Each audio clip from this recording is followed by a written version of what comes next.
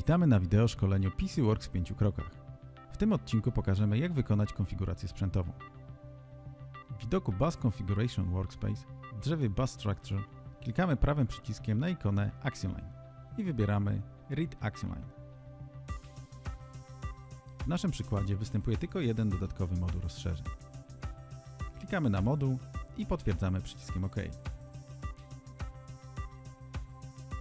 W drzewie urządzeń został dodany wskazany moduł. Klikamy na moduł. W oknie Device Details w zakładce Device Parameters dostępne są opcje do konfiguracji modułu.